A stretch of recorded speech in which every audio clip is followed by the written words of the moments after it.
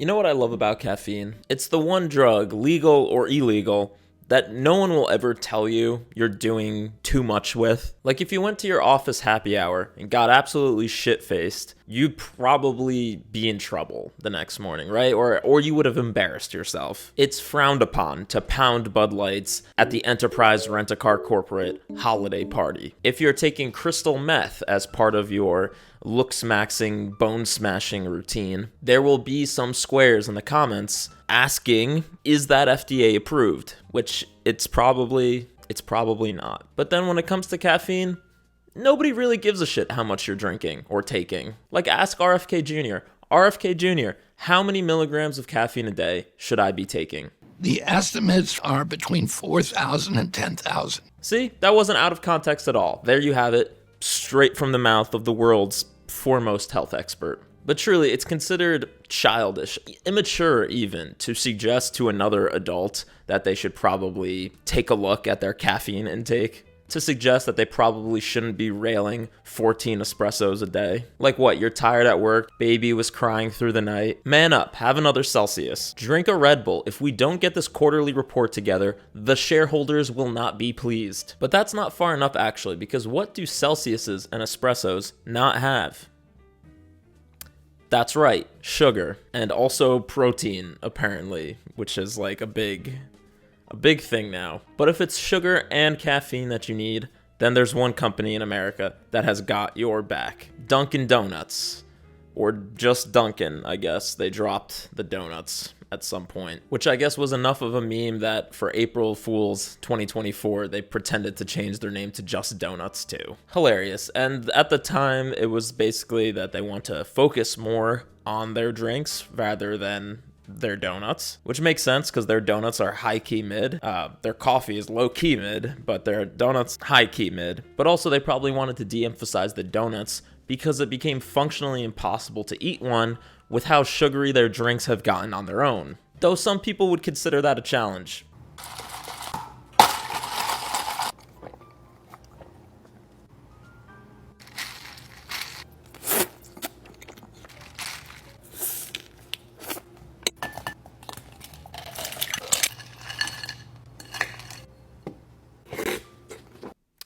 I need Tums for my eyes. That is a Dunkin' Halloween bucket with 50 munchkins paired with a large iced latte. 60 calories for each of those munchkins. 60 times 50, that's 3,000 calories of munchkins. That's math. And the iced vanilla latte, 450 calories, which actually seems reasonable next to the munchkins. 66 grams of sugar in that. No need to be shy now. Let me get an extra couple pumps of vanilla. And speaking of buckets, just last week, Dunkin' began testing 48-ounce beverage buckets. Let me repeat that. A 48-ounce beverage bucket. The current large cold drink at Dunkin' is 32 ounces, so 50% bigger than that. And they're not even pretending like, oh, you're supposed to split this with another person. It's like a sharing community, blah, blah, blah. No. There's one straw and it has the circumference of the sun. That's kind of an exaggeration. It's just like a boba straw, but still. And assuming you get an iced latte in the bucket, that's 675 calories, 99 grams of sugar, and 249 milligrams of caffeine. Or, if you wanted to go with the health-conscious option, you could get a Dunkin' Refresher with just 55 grams of sugar and 198 milligrams of caffeine. But why would you? Commit to the bit. You're already paying $10 for one of these things. You might as well just go all out. And honestly, too, $10, like I'm not gonna sit here and say it's a good deal because who the fuck needs that much iced coffee? But strictly unit price, just price per ounce. Not bad. I mean, it literally is a bucket of coffee, as the founding fathers intended. And before we dive deeper into the insane creations they've been pumping out in recent years, let's talk first about the insane things that you've been ordering. Well, hopefully not you specifically, because this isn't very healthy, and I want you to live a long and happy life. So you can watch more videos, of course. But there's a whole niche of TikTok video out here of baristas, including Dunkin' employees, showing off the insane orders that come through the door. And I do mean insane. We got 12 caramel, 10 butter pecan, 22 sugar, and 10 cream. 12 caramel, 10 butter pecan, 22 sugar, and 10 cream. Is there even gonna be room for coffee in there? 10 butter pecan, 10 cream. Got a little bit of room for coffee. Let's top it off with coffee. Just a splash of coffee on top. I'd be having the shits all day, man. And this is just the tip of the iceberg.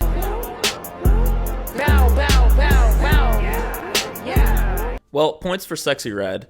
But truly, how does one discover that 18 butter pecan pumps is like what hits the spot? How do you get to that? How do you go, yeah, 18 butter pecan, 11 pumps of sugar, that's the ratio. Also, I have the Dunkin' Donuts app, don't judge me, but I can't seem to add more than 10 pumps of one flavor. So I don't know if this was a glitch in the matrix that has been patched, or if you gotta like leave a special note for this or order in person. I don't know. We're on our way to Dunkin' right now. Everyone has been asking me for a skinny drink from Dunkin', so we're going to get a drink that's really good, under 100 calories. Let's go. Under 100 calories. Boring. We don't want skinny drinks here, okay? No skinny drinks, okay? Take that energy to Starbucks. We're sugar maxing today. Look at this crazy drink. Let's see how much coffee's in here. And that's how much coffee's gonna be in here. You might as well just drink cream and fucking swirl. Damn, bro, why you gotta put her name out there, too? You can't even order 10 creamers in your coffee anymore without getting put on blast on the internet. Corinna K, by the way. I guess, as in David Dobrik associate. Corinna Koff. Koff? I don't know. You guys know I don't know how to pronounce words, whatever. Anyway, I think you get the point here. People have been putting together diabolical custom creations from Dunkin' for a while now. So is it any surprise that Dunkin' would want to give the masses what they so clearly have been asking for, especially when what people are asking for is a sugary nightmare fuel that very conveniently is also probably super addictive. High sugar consumption activates the brain's reward circuits, a positive reinforcement mechanism, including the dopamine and endorphin systems, which are associated with satisfaction and pleasure. Chronic exposure to high sugar foods may alter these systems, leading to heightened cravings and a dependence on sugar. Well, I hear that, but I'm also hearing that the Thee Stallion Mango Protein Refresher is simply to die for. Reach out and sip. Yeah, you taste that? Okay, ladies, now swirl. Swirl that mango. So let's talk about limited edition Dunkin' beverages, which fall into two main categories. There's celebrity collabs, and then there's seasonal items. Seasonal items, it is universally agreed, are terrible. Let's be adults about this. Don't even try and argue that pumpkin spice is a good latte flavor and peppermint mocha around the holidays. Like, it's not good. If you want your Frappuccino to taste like it's been mixed with 4 tablespoons of Colgate, fine, but just don't do it around me. But even as seasons change at Dunkin', you can always count on one thing to remain constant, and that's an almost comical disregard for the health of their customers. This is the new Peppermint Mocha Swirl here at Dunkin' Donuts. It has a record-breaking 186 grams of added sugar, but grams are kind of hard to visualize sometimes. So visualize this, my friends. It's the same amount of sugar as not that many munchkins, that many. 93 munchkins that are powdered sugar. Same amount of sugar as 93 munchkins. Well, look, man, I don't know if you know, but you can actually combine the two. It has that much sugar. That is 46.5 teaspoons of white cane sugar in a freaking coffee. Now, I read the comments sometimes. Some people say, Bobby, are they trying to kill us? Yeah, bro, yeah. 46 teaspoons of sugar, but also 9 grams of protein. Gotta factor that in. We're looking at total health here, okay? Bobby, let's not be reductive. My friends, this is a pumpkin swirl frozen coffee. Who the thought it was a good idea to put this on the menu? Because this drink has 185 grams of sugar in here. There's 930 calories and 194 carbs. Bobby.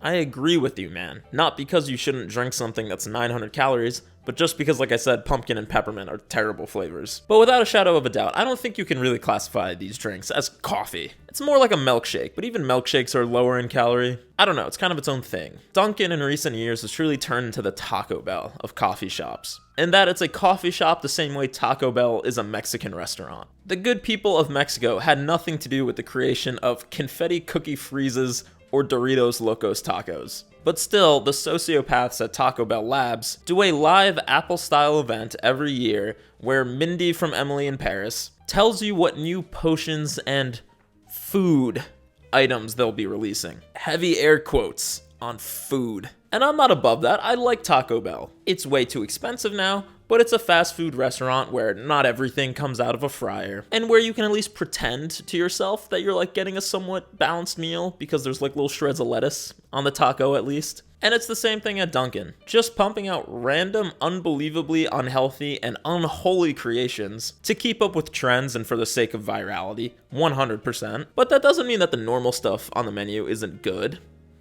or like palatable, I guess, depending on your perspective. But why not double down on that stuff? The first celebrity Dunkin' collab I can remember is the Charli D'Amelio one back in 2020. And 2020 was really like the big return of celebrity fast food team-ups. We had the Travis Scott meal at McDonald's, which just that phrase I know just activated some of you like the Winter Soldier, because people were dying to get their hands on that thing. But back then, the concepts were simple. The Charli drink at Dunkin' was just what Charli D'Amelio ordered at Dunkin'. Just a cold brew with whole milk and 3 pumps of caramel swirl, which a lot of fans of Charli were already going in there to order to be like her, I guess. Or because it's genuinely good. I don't know. I don't like caramel. Same thing with the Travis Scott meal. It was just the meal that Travis Scott claims was his regular. And it was $6 too, which would probably be like $13 if it came out today. But what has happened since the Charli at Dunkin' is celebrity collaborations that feel a lot less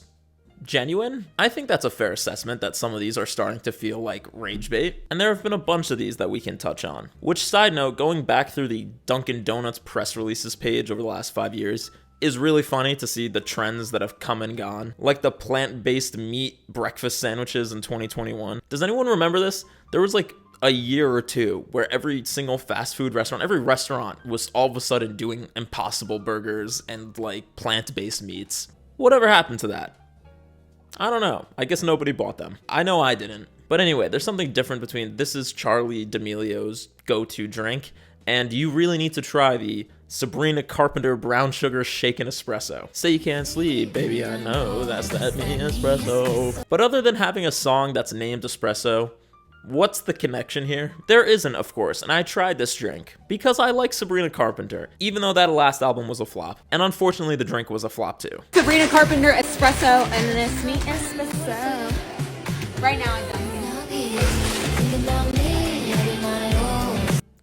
10 out of 10, no notes. I actually want that one right there. But the drink is just so sweet, and not short and sweet, but just brutally sugary to the point that me and my brother literally split the drink in half and just added coffee like from home to each of our own just to balance it out at least. But I don't know, just a brief scroll through TikTok and I think I'm in the minority on that, so don't listen to me. Oh my God, Dunkin'! In the name of the Father, the Son, and Sabrina Carpenter, brown sugar shaken espresso. This is an absolute game changer for Dunkin'. Right, but apparently this campaign was so successful that they had to follow it up with another one in the summer, Sabrina's Strawberry Daydream Refresher, which we're now at 400 calories for a large, by the way. And I didn't try this one, okay? You know, fool me once, okay? I think that's fair. Just the color of this thing looks like it's something out of fucking Star Wars. But the ad was kind of cool. I didn't really get it. It didn't make any sense to me, but it looked cool. Hello there, Dunkin' Daydream Hotline. What can I do for you today?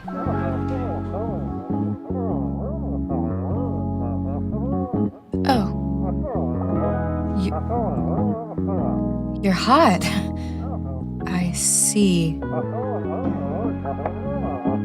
I think I know what you're really craving. Right. Thank you, Madam Secretary. Also, as part of the promotion, you could actually call the Sabrina hotline, which is 1-877-DREAMY, to get a message from Sabrina and also a discount code for a free drink, which I tried calling the Sabrina line for this video, but unfortunately it has been disconnected.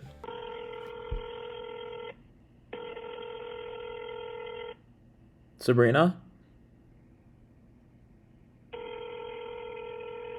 Sabrina, pick up! Anyway, all of this leads us to the Thee Stallion Mango Protein Refresher, with Megan embracing her alter ego, Proteina, for this collaboration. What's up, hotties? It's your girl, Megan Thee Stallion, aka the Hot Girl Coach, aka Proteina, and it's time to grab those protein refreshers and start pumping.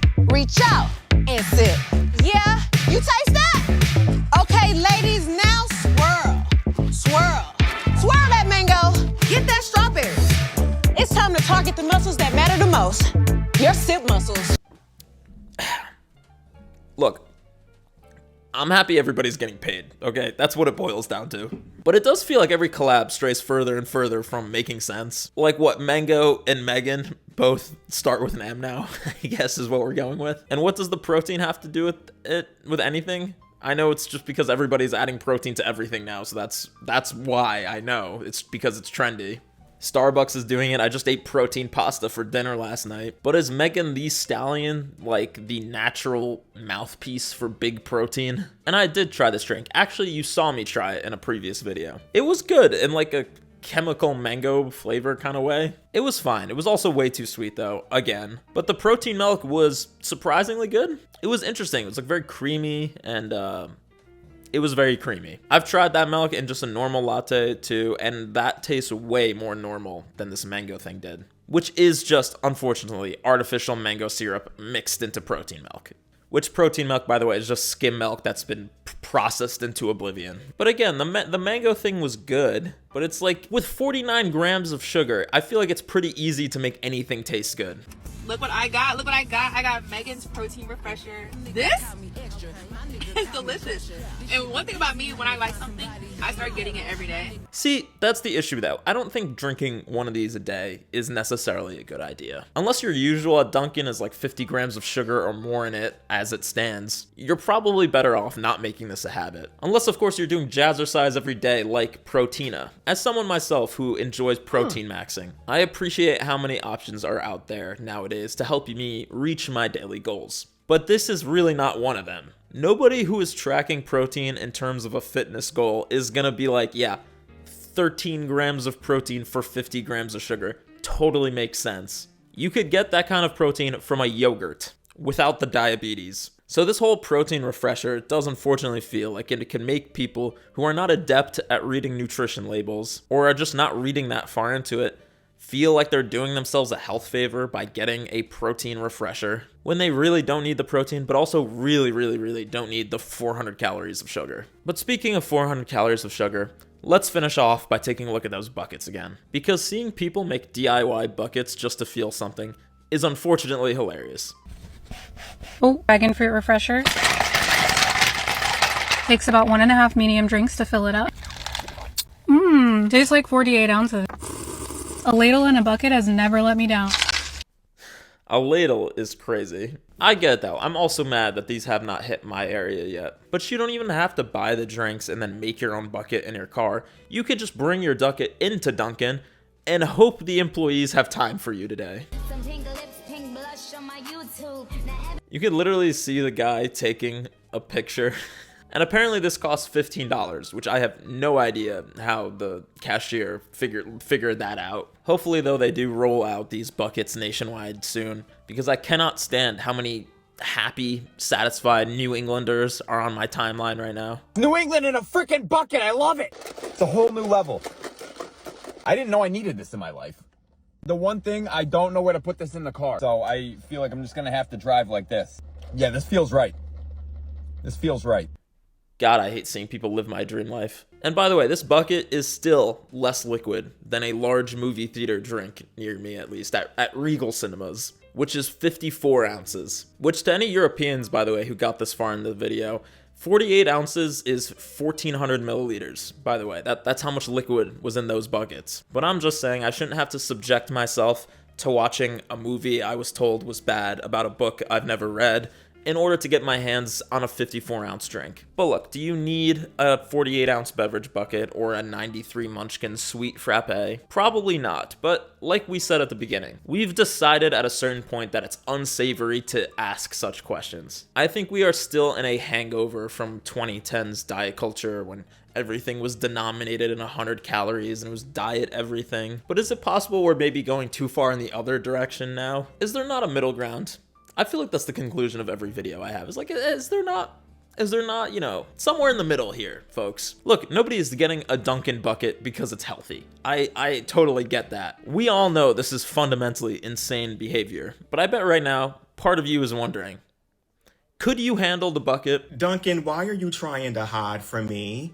Why was I not notified about this bucket? I do need to see what it looks like in person. Like, how big is this bucket? But Shoot, you can go to like a bar and get a fish bowl full of alcohol, so why can't I get a bucket of iced coffee? See, agreed. It's just a scorpion bowl, but instead of Mai Tai, it's iced latte. I say let it happen. And Dunkin needs to make sure they increase the sweetener limits on the Dunkin app when this rolls out too, so I can get 84 pumps of French vanilla in my bucket. The biggest problem that I've seen people report on these buckets, and then I kind of also agree with, is that Dunkin' coffee remains fundamentally mid and also hit or miss. And the thought of going there on an off day and ending up getting 48 ounces of bitter, burnt kitty litter coffee is actually nightmare fuel. So if you want to sell mid coffee, you gotta at least make it consistently mid. And please, for the love of God, if you're gonna keep pushing out random sugary slop with increasingly thin marketing justifications, at least don't pretend that there's any health aspect involved. There was no reason for it to be Megan's Mango Protein Refresher. It should have just been Megan's Mango Refresher. I can forgive the fake boba refresher bullshit from 2021, by the way, which was disgusting. If you ever had one of those, you should be able to sue for compensation. It was like little balls of gelatinized cough syrup exploding in the back of your mouth. But even that is not as bad as gaslighting people that 15 grams of protein makes the drink somehow workout related. That feels messed up. Maybe just spend a little bit more time in the lab too cooking up these collabs. Like, I understand a heart-shaped tin of Munchkins for Valentine's Day. That makes sense. It's like a gift. But a wicked tin? Why? Why wicked?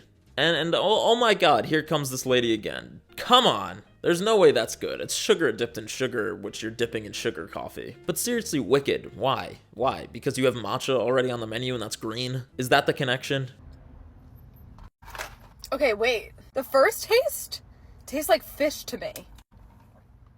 Ugh. Fishy matcha, she's saying. Let's tighten up the basics, Mr. Dunkin. That's all I'm saying. You can hustle collector tins after you've ensured your matcha doesn't taste like a goldfish died in it. But I digress. Let me know in the comments if you think Dunkin has been going too far recently, or if you're too European to understand any of this bullshit anyway. And please like and subscribe, and I'm gonna go get a monster now. $5 for marcinsco. I really, really, really want your $5. $5 for marcinsco.